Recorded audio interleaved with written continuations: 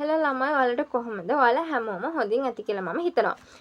මම දැනට වීඩියෝ දෙකක් දාලා තියෙනවා. දෙවෙනි පාඩම සහ තුන්වෙනි පාඩමට අදාළව මොන වගේ රචනා ප්‍රශ්නද අහන්න පුළුවන් කියලා. අද මම කතා කරන්නේ හතරවෙනි පාඩම. ඒ කියන්නේ ශාකය පාඩමෙන් මොන වගේ තැන් වලින්ද රචනා ප්‍රශ්න අහන්න පුළුවන් කියන එක ගැන. මම ස්ට්‍රක්චර්ස් සහ MCQ වහන පොයින්ට්ස් ගැන කතා කරන්නම්. හැබැයි මම අද කතා කරන්නේ රචනා ගැන. මොකද අපිට එක්සෑම් ලඟ වෙලා රචනා කියන එක එකපාරටම හදාගන්න බෑ. කොච්චර පාඩම් කරලා යනවා කිව්වත් පාඩම් කරලා ගිහලා අපිට ඒ වෙලාවේ ලිව්වා කියලා රචනාව සම්පූර්ණයෙන් මතක් වෙන්නේ නැහැ. මොකද ඒ කටපාඩම් කරන එක එක අවාසියක් තමයි. එක වචනයක් අමතක වුණොත් අපිට එතනින් ඉස්සරහා තියෙන ඉතුරු ටික ඔක්කොම අමතක වෙලා යනවා. මම ඔයාලට කිව්වා මම ෆස්ට් ට්‍රයි එකේදී මට C එකක් තියෙන්නේ. මම කරපු වැරද්දක් තමයි මම රචනා ලිව්වේ නැහැ. මම රචනා පාඩම් කරන් ගියා. හැබැයි මට එක්සෑම් එකේදී රචනා 4 ලියා ගන්න බැරි වුණා. මට මතක් වුණේ නැහැ. මට වෙලාවත් මදි වුණා. හරිද? ඒක නිසා මම ඒ වැරදි ඊළඟ පාර කළේ නැහැ. මම හොඳට ප්‍රැක්ටිස් වෙලා ගියා. ඒක නිසා මට බයෝ වලට එකක් ගන්න පුළුවන් වුණා. මම කරපු වැරදි ඔයාලා කරන්න එපා. ඒක නිසා මම කියන්නේ මේවා ලියලා හොඳට ප්‍රැක්ටිස් වෙලා යන්න. හරිද? අපි බලමු ශාකය පාඩම ගත්තාම ඉස්සෙල්ලාම විභාජක පටක වලින් අහන්න පුළුවන් රචනා ප්‍රශ්නයක්. මොකද අග්‍රස්ත විභාජක පාර්ශ්ව විභාජක තියෙනවා. ඔයාලට මුලේ ප්‍රාථමික වර්ධනය, ද්විතීක වර්ධනය, කඳෙහි ප්‍රාථමික වර්ධනය, ද්විතීක වර්ධනය, ඒක බීජපත්‍රී ශාකවල ප්‍රාථමික වර්ධනය, ද්විබීජපත්‍රී ශාකවල ප්‍රාථමික වර්ධනය, ද්විතීක වර්ධනය විදිහට වර්ධනය කරනකොට මේකට අදාළ වෙන්නේ විභාජක පටක. ඒක නිසා විභාජක පටක වලින් අග්‍රස්ත විභාජක ගැන නැත්නම් පාර්ශ්ව විභාජක ගැන, මුලේ ප්‍රාථමික වර්ධනය ගැන, ද්විතීක වර්ධනය ගැන වගේ MC මේ රචනා ප්‍රශ්නයක් අහන්න පුළුවන්. මොකද මම එක්සෑම් එක ලිව්ව අවුරුද්දේ ද්විතීක වර්ධනය ගැන පළවෙනි පාර ලියනකොට පූරක පටකය ගැන අහලා තිබ්බා. පූරක පටකයෙන් රචනා ප්‍රශ්නයක් එයි කියලා මම හිතුවේ නෑ. මම ඒක ලියන්න ගත්තට මට ඒක ලියා ගන්න බැරි වුණා ළමයි. මොකද මම පූරක පටේ තියෙන කරුණු ටික දැක්කට දැනන් හිටියට මට ඒක රචනා ප්‍රශ්නයක් විදිහට කොට නගා ගන්න විදිහ තේරුනේ නෑ. මම පූරක පටකේ තියෙන චුට්ට විතරයි ලිව්වේ. හැබැයි එහෙම නෙමෙයි හෙන්න පත රංග يعني ගොඩාක් ලියන්න තියෙනවා. ඒ කියන්නේ රචනාවල තියෙන අමාරුව අපි කොච්චර කටපාඩම් කරන් ගියත් අපි හරිය විදිහට රචනා ප්‍රශ්නයකට හුරු වෙලා ගිහිල්ලා නැත්නම් ඒ කියන්නේ ඒ එන පොයින්ට්ස් ටික අපි දන්නේ නැත්නම් අපිට සම්පූර්ණ ලකුණු ගන්න වෙන්නේ නැහැ. ඒක නිසා මට පළවෙනි පාර පූරක පටකෙන් ආවා. මට මතකයි. මට ඒක ලියා ගන්න බැරි වුණා. චුට්ටයි මම මේ ප්‍රශ්නේ තෝරගත්තා. දෙකට හරි තුනට හරි මේ ප්‍රශ්නේ ආවේ.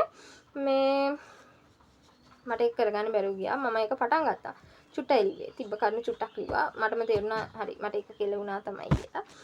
ඊට පස්සේ ඊළඟට ලියනකොට මට ආවා ද්විතීක වර්ධනය. මම ද්විතීක වර්ධනය ලිව්වා. ඒ රූප සටහන ඇදලා හොඳටම ලිව්වා. මොකද මම ඒ පාත් ප්‍රැක්ටිස් වෙලානේ ගියේ.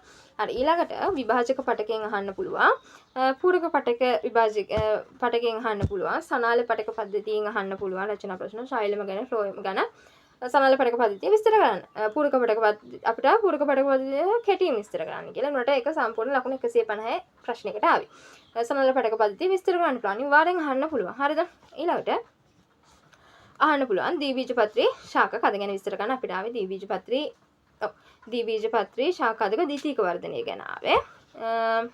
ඊළඟට ප්‍රාථමික ද්විබීජපත්‍රී ශාක කදක ප්‍රාථමික වර්ධනය සහ ද්විතීක වර්ධනය ගැන අහන්න පුළුවන්. ඒක බීජපත්‍රී ශාක කන්දක ප්‍රාථමික වර්ධනය සහ ද්විතීක වර්ධනය අහන්න පුළුවන්. මුලක ප්‍රාථමික වර්ධනය ගැන තිබ්බට ඔයාලට මුලක ද්විතීක වර්ධනය ගැන නැහැ. ඒක නිසා කදක තමයි ද්විතීක වර්ධනය අහන්නේ. හැබැයි මුලක ප්‍රාථමික වර්ධනය ගැන රචනා ප්‍රශ්නයක් දෙන්න පුළුවන්. ඊළඟට ආලෝකයට ශාක දක්වන ප්‍රතිචාර. මේ ආලෝකය ගැන ගොඩක් තැන්වල චෙක් කරලා තියෙනවා. ආලෝක වලට කද කොහොමද ප්‍රතිචාර දක්වන්නේ, මුල් කොහොමද ප්‍රතිචාර දක්වන්නේ, පත්‍ර කොහොමද ප්‍රතිචාර දක්වන්නේ, ඒ වගේ ආලෝක වැඩි ආලෝකයෙන් ආරක්ෂා වෙන්න ශාකවල තියෙන කදන් වලට මුල් වලට තියෙන ආරක්ෂක යන්ත්‍රණ මොනවද අන්නේ වගේ ගැන රචනා ප්‍රශ්න අහලා තියෙනවා. ස්ට්‍රක්චර්ස් ඒවට අහලා තියෙනවා. MCQ වලට අහලා තියෙනවා. ඉතින් ඒක වැදගත් පොයින්ට් එකක්.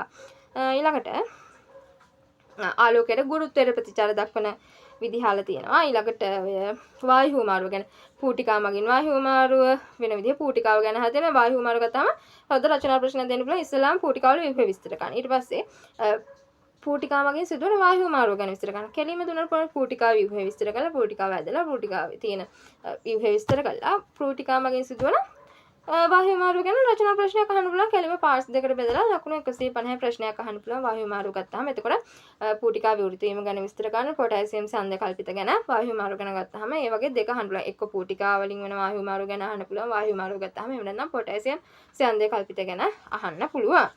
රසෝද්ගමනය ගැන රචනා ප්‍රශ්නයක් අහන්න පුළුවන්. රසෝද්ගමනය අහලා තිබ්බේ නැහැ. හැබැයි රසෝද්ගමනය කියන්නේ අහන්න පුළුවන්. ළඟදිම අහන්න පුළුවන් හොඳ රචනා ප්‍රශ්නයක් අහන්න පුළුවන් තැනක්. මම හිතන්නේ ඉස්කෝලේ වල පේපර්ස් වල ගොඩක් තැන්වල රසෝද්ගමනයෙන් ප්‍රශ්න දෙනවා. මොකද රසෝද්ගමනය කියන්නේ රචනා ප්‍රශ්නයක් දෙන්න පුළුවන්. හොඳ රචනා ප්‍රශ්නයක් දෙන්න පුළුවන් තැනක්. ඊළඟට ෆ්ලෝයමී පරිසංක්‍රමණය, ජාල ද්‍රව්‍ය පරිවහනය ගැන දෙන්න පුළුවන්. ඒ කියන්නේ ද්‍රව්‍ය පරිවහනය ක්‍රම විසරණය, ආශ්‍රිතය, නිපානය, තොග ප්‍රවාහය වගේ ගැන ප්‍රශ්නයක් අහන්න පුළුවන්. ජල ද්‍රව්‍ය පරිවහනය වෙන ශාකය හරහා ද්‍රව්‍ය පරිවහනය ක්‍රම පහදන්න. හරි. එතකොට ඔයාලා ආශ්‍රිතය ගැන ලියන්න ඕනේ, නිපානය ගැන ලියන්න. එතකොට පොඩි පොඩි විස්තරයක් හොඳ රචනා ප්‍රශ්නයක් දෙන්න පුළුවන්. ඊළඟට අරී ජල පරිවහනය ලියන්න අහන්න පුළුවන්. අරී ජල පරිවහනය ගත්තාම හැම දෙන්නේ නැහැ. හරිද? සමහර විට අහන්න පුළුවන් අරී ජල පරිවහනය කියන්නේ නැතුව පසේ සිට ශාක වල පත්‍ර දක්වා සිදුවන ජල පරිවහනය විස්තර කරන්න කියලා. එතකොට මුලේ ඉඳන් මේ පසේ ඉඳන් මුලට වතුර එන විදිය විස්තර කරන්න ඕනේ මේ වතුර සහ කනිජ. ඊපස්සේ මුලේ ඉඳන් ආයේ පත්‍ර වලට යන රසෝද්ගමනය අන්න එහෙම දෙන්න පුළුවන්. හරිද? කම්බයින් කරලා අරී ජල පරිවහනය සහ රසෝද්ගමනය දෙකම කම්බයින් කරලා ප්‍රශ්න අහන්න පුළුවන්. මොකද එක්සෑම් එකේදී නේ අපි නිකන් මේ පාඩම් කරන එක විතරක් දෙන්නේ නැහැ නේ එක්සෑම් එකේදී. එයාලා අපි හැමදේම පුළුවන් ද කියලා ටෙස්ට් කරන එකක් තමයි කරන්නේ.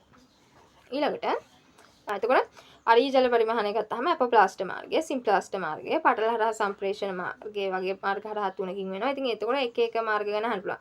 අරී ජල පරිවහනය අපොප්ලාස්ට මාර්ගයෙන් වෙන ආකාරي විස්තර ගන්න. එහෙම නැත්නම් සිම්ප්ලාස්ට මාර්ගය හරහා වෙන ආකාරي විස්තර ගන්න. එහෙම නැත්නම් පටල හරහා සම්ප්‍රේෂණ වෙන ආකාරي විස්තර කරන්න පුළුවන්. ඊළඟට උත්ස්වේදනය ගැන අහන්න පුළුවන්. උත්ස්වේදනය ගත්තාම උත්ස්වේදනයේ යාන්ත්‍රණය පැහැදිලි කරන්න. එහෙම නැත්නම් උත්ස්වේදනයට බලපාන සාධක පැහැදිලි කරන්න. අන්න ඒ වගේ අහන්න පුළුවන්. ඊළඟට ජීවන චක්‍ර ගැන අහන්න පුළුවන්. මම ඔයාලට පරිණාමයේ පාඩමේට වඩා මේ ශාක ගැන තියෙන කොටස් ටික ફોකස් කරන්න පුළුවන්. ශාකයේ පාඩමේදී මොකද පරිණාමයේ පාඩමේදී උඩින් පල්ලෙන් තමයි යන්නේ. ඒක අර පරිණාමය වෙලා තියෙන ආකාරය ගැන තමයි විස්තර කරන්නේ. ජීවන චක්‍ර උනත් ලොකුවට විස්තරයක් කරන්නේ නැහැ පරිණාමයේ පාඩමේදී. හැබැයි මේ මෙතන ඇවිල්ලා මේ ශාකයේ පාඩමට ආවහම ජීවන චක්‍ර හොඳට විස්තර කරනවා. ඩිම්බ හැදෙන විදිහ, ඩිම්බ වල වෙනස්කම්, එකින් එක වෙලා බීජය ළඟට එනකම්ම විස්තර කරනවා. එතකොට පොගනාටුම්ගේ, සෙලචිනෙල්ලාගේ, නෙප්‍රොලොපිස්, සීකස්, ශපුෂ්ප ශාක වගේ දේවල් වල ජීවන චක්‍ර හොඳට විස්තර කරලා තියෙනවා. සීකස් වල ඩිම්බය ගැන එහෙම හොඳට විස්තර කරලා තියෙනවා. ශපුෂ්ප ශාක වල ඩිම්බය ගැන තියෙනවා. බීජය ගැන තියෙනවා. අන්න ඉතින් ඒ වගේ වලින් රචනා ප්‍රශ්න අහන්න පුළුවන්. ආතති ගත්තාම ආතති ගැන තියෙනවා. සීතල ආතති, නියන්න ආතති, ලවණ ආතති සහ ජෛව ආතති ගැන තියෙනවා. ඔයාලට හොඳ විස්තරයක්. සහ විවිධ හෝමෝන වල ශාක දක්වන ප්‍රතිචාර ගැන තියෙනවා. ඉතින් එතකොට ඔයාලට අහන්න පුළුවන් ප්‍රශ්නයක් විවිධ හෝමෝන සඳහා ශාක දක්වන ප්‍රතිචාර පැහැදිලි කරන්න. එහෙම නැත්නම් විවිධ ආතති වලට ශාක දක්වන ප්‍රතිචාර පැහැදිලි කරන්න. ඉතින් අන්න ඒ වගේ ප්‍රශ්න අහන්න පුළුවන්. අහලා නැහැ හැබැයි අහන්න පුළුවන්. මොකද මේ හෝමෝන ගිබරලින්, ඔක්සින්, එතිලීන් වගේ වගේ ස්ට්‍රක්චර්ස් අහනවා සහ MCQ අහනවා. මේ වෙනකන් රචනා ප්‍රශ්නයක් දීලා නැහැ. හැබැයි රචනා ප්‍රශ්නයක් අහන්න පුළුවන්. හොඳ තැන. මේ ආතති ගැන නම් අහලා තියෙනවා. ආතති වලින් ස්ට්‍රක්චර්ස් එත් අහනවා, MCQත් අහනවා සහ රචනා ප්‍රශ්නත් අහලා තියෙනවා. හොඳ රචනා ප්‍රශ්නයක් අහන්න පුළුවන් තැනක් තමයි ආතති කියන්නේ. ඒ ටික තමයි අහන්න පුළුවන්. ශාකයේ පාඩමෙන් ගොඩක් අහන්න පුළුවන්. 2019 ඉඳන් ගත්තාම මොන ඇවිල්ලා තියෙනවා. 2019 ඇවිල්ලා තියෙනවා දීබීජපත්‍රී ශාකයක හරස් කඩ විස්තර කරන්න. ඒ කියන්නේ පටලම තියෙන පටල ටික, විභාජක පටක, පූරක පටක, සනාල පටකේ හරස් කඩ ගත්තාම මේ ටික ඔක්කොම තියෙනවානේ. අන්න ඒක ශාකයක හරස් කඩ විස්තර කරන්න සහ ෆ්ලෝයමීය පරිසංක්‍රමණය විස්තර කරන්න කියලා ශාකයේ පාඩමෙන් ලකුණු 150ක් අහලා තියෙනවා 2019. ගොඩක් වෙලාවට ශාකයේ පාඩමෙන් රචනා ප්‍රශ්නයක් ස්ථිරයි. හැම අවුරුද්දකම වගේ ශාකයෙන් කොටසක් අඩුමතරමේ ලකුණු 50කට කොටසක් හරි ශාකයේ පාඩමෙන් අහනවා රචනාවලට. ඒක නිසා ශාකයට වල කොච්චර අකමැති වුණත් ශාකය අතාරින්න පුළුවන් පාඩමක් නෙමෙයි. ඔයාලට ඒකක් ගන්න ඕන. හරිද?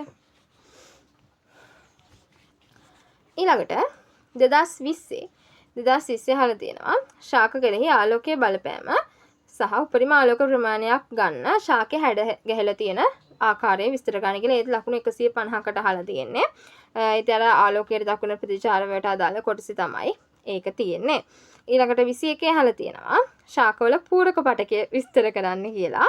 ඒක තිබ්බෙත් ලකුණු 150කට. 22 අහලා තියෙනවා ද්විබීජපත්‍රී ශාක කදක ද්විතීක වර්ධනය විස්තර කරන්න කියලා.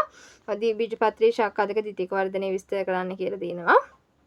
ඒකත් සම්පූර්ණ 150කට ඇහුවේ. 23 අහලා තියෙනවා සපුෂ්ප ශාක කාණ්ඩ දෙක එකිනෙකින් වෙන් කර හඳුනාගන්නේ කෙසේද? සපුෂ්ප ශාක කාණ්ඩ දෙක කියන්නේ අර ඒක බීජපත්‍රී ශාක සහ ද්විබීජපත්‍රී ශාක. ඒකේ ඩිම්බයෙන් සහ බීජයෙන් වෙනස් වෙනවා. පුෂ්පයෙන් වෙනස් වෙනවා. අන්න ඒක තමයි එතනදී විස්තර කරන්න තියෙන්නේ. ඇපෝප්ලාස්ට මාර්ග ඔස්සේ සිදුවන අරී ජල පරිවහන ක්‍රියාවලිය අරී ජල පරිවහනය අහලා තියෙනවා. හැබැයි සම්පූර්ණ අරී ජල පරිවහනය නෙමෙයි සිම්ප්ලාස්ට සහ පටල හරහා සම්ප්‍රේෂණය ගැන යාලට වැඩක් නෑ. යාලා අහලා තියෙන්නේ ඇපෝප්ලාස්ට මාර්ගය හරහා සිදුවන අරීය ජල පරිවහනය ගැන. ඉතින් ඒකත් ලකුණු 150කට තමයි මේ කොටස් දෙක අහලා තිබ්බේ. 2024 අහලා තියෙනවා. පලිබෝධ සහ ව්‍යර්ජනක කෙරෙහි ශාක දක්වන ආරක්ෂක යන්ත්‍රණ. ඒ කියන්නේ මේ ආතති ගැන අහලා තියෙන්නේ ජෛව ආතති. ඔයාලට කෙලින්ම දීලා නැහැ ජෛව ආතති වලට ශාක දක්වන ප්‍රතිචාර දක්වන්න කියලා අහලා තියෙනවා. පලිබෝධ සහ ව්‍යර්ජනකයන් කෙරෙහි ශාක දක්වන ප්‍රතිචාර දක්වන්න කියලා. අනිතින් ඒ වගේ ප්‍රශ්න අහන්න පුළුවන්. ඊළඟට 25 අහලා තියෙනවා. දීවීජ පත්‍රයේ මුලක ප්‍රාථමික ව්‍යුහය විස්තර කරන්න. ශාක කෙරෙහි අඩු උෂ්ණත්වයේ බලපෑම විස්තර කර සීතල ආතති වලට ශාක දක්වන ප්‍රතිචාර විස්තර කරන්න කියලා. එකත් ලකුණු 150කට දීලා තියෙන්නේ. එතකොට දීවීජ පත්‍රයේ මුලක ප්‍රාථමික ව්‍යුහය අහලා තිබ්බා. හදක ද්විතීක වර්ධනය ගැන අහලා තිබ්බා. උෂ්ණත්වයේ බලපෑම අහලා තිබ්බා. ගොඩක් තැන්වල ආතති ගැන අහලා තිබ්බා. ඉතින් ෆ්ලෝයමේ පරිසංක්‍රමණය ගැන අහලා තිබ්බා. එතකොට රසෝද්ගමනය, උත්ස්වේදනය, පූටිකා ඒ වගේන් අහන්න පුළුවන්. දැන් ආලෝකයේ ප්‍රතිචාර අහලා තිබෙන නිසා ගුරුත්වයට ශාක දක්වන ප්‍රතිචාර අහන්න පුළුවන්. ඊළඟට පූරක පටකය අහලා තිබෙන නිසා සනාල පටකය අහන්න පුළුවන්. විභාජක පටකය ගැන අහන්න පුළුවන්. චර්මීය පටකය ගැන අහන්න පුළුවන්. එතකොට ශාකයක හරස් කඩ අහලා තිබ්බානේ. එතකොට තව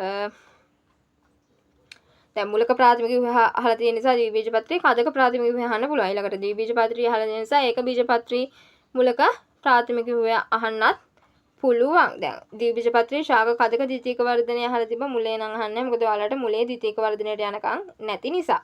මාර්ගයේ ඔස්සේ සිදුවන ජල පරිවහනය ගැන අහලා තිබෙන නිසා සිම්ප්ලාස්ටය ගැන අහන්න පුළුවන්. එතකොට විසරණය, තොග ප්‍රවාහය, ඒ වගේ දේවල් අහන්න පුළුවන්. ආයි ෆ්ලෝයමී පරිසංක්‍රමණය අහන්නත් පුළුවන්. ඉතින් ඒ වගේ තියෙනවා මේ පාඩමේ රචනා ප්‍රශ්න අහන්න පුළුවන්. ගොඩක් තැන් තියෙනවා. ඒ ටික හොඳට බලා ගන්න ඕනේ සහ බලාගෙන විතරක් මදි. ඔයාලා මේ අහන්න පුළුවන් තැන් වලින් රචනා ප්‍රශ්න ලියලා පුරුදු වෙන්න. මාස දෙකක කාලයක් තියෙනවා. පුරුද්ද නැතුව ඔයාලට ගිහිල්ලා එක්සෑම් එකේදී ලියන්න බෑ. මේ තැන් වලට අනිවාර්යෙන් රූප සටහනට ලකුණු වැඩ් වෙනවා. හරිද? මේ ශාක කදේ හරස් කඩට අනිවාර්යෙන් රූප සටහනක් ඔයාලට රිසෝස් බුක් එකේ තියෙනවා නම් ඒක උත්තර පත්‍රයේ තියෙන්න ඕනේ. මොකද ලකුණු 10ක් අනිවාර්යෙන් රූප සටහන් වලට ලකුණු ඇඩ් වෙනවා. ෆ්ලෝයමේ පරිසංක්‍රමණය ඔයාලට රූප සටහනක් දීලා තියෙනවා. ඒක අදින්න ඕනේ. නැත්නම් ඔයාලට ඒ ලකුණු 10 නැති වෙලා යනවා. නා රූප සටහන දාන්න බෑ. හැබැයි ඉතින් මේ මූලික ප්‍රාථමික වර්ධනයේට කඳක ද්විතීක වර්ධනය වගේ එනකොට අනිවාර්යෙන් රූප සටහනක් තියෙනවා නම් ඒක එකට එකතු කරන්න ඕනේ. එතකොට ඔයාලට ඒ රූප සටහනට අනිවාර්යෙන් ලකුණක් එකතු කරලා තියෙනවා. හරිම පරිමිතියින් වලට පැන්සලෙන් රූප සටහන අදින්න මම ආයෙ කියනවා. පැන්සලෙන් රූප සටහන අදින්න ගොඩක් අය පෑනෙන් ඇදලා සම්පූර්ණ ලකුණ නැති කර ගන්නවා. ඊළඟට අපි බලමු සත්‍ය පාඩමෙන් මොන වගේ රචනා ප්‍රශ්න දහන්න පුළුවන් කියලා. ඔයාලා දන්නවනේ සත්‍ය පාඩමෙන් තමයි ඊළඟට සාමාන්‍ය රචනා ප්‍රශ්න වැඩියෙන් ලකුණු අනිවාර්යෙන් ශාකයේ පාඩමේ රචනා ප්‍රශ්නයක් එනවා. හරි. දෙවෙනි පාඩමෙන් අනිවාර්යෙන් රචනා ප්‍රශ්නයක් එන්න දෙන්න වැඩි ඉඩ තියෙනවා. සහ හතරවෙනි පාඩමෙන් ශාකයේ පාඩමෙන් අනිවාර්යෙන් රචනා ප්‍රශ්නයක් එනවා. පස්වෙනි පාඩමෙන් අනිවාර්යෙන් රචනා ප්‍රශ්නයක් එනවා. 10 වෙනි පාඩමෙන් ගොඩාක් වෙලාවට රචනා ප්‍රශ්න අහනවා. එතකොට මේ අර අතරමැද්දෙන් තමයි ඉතුරු රචනා ප්‍රශ්න ටික කවර් කරන්නේ. එතකොට 3න් ප්‍රවේණී පාඩමෙන්, මයික්‍රෝ පාඩමෙන්, DNA පාඩමෙන් කියන පාඩම් ටිකෙන් පළවෙනි පාඩමෙන් රචනා ප්‍රශ්න අහන්නේ. ස්ට්‍රක්චර්ස් ඒ තමයි අහන්නේ. පස්වෙනි පාඩමෙන් හොඳ රචනා ප්‍රශ්න අහන්න පුළුවන් පාඩමක්. අපි බලමු පස්වෙනි පාඩමෙන් මොන වගේ රචනා ප්‍රශ්නද අහන්න පුළුවන් කියලා.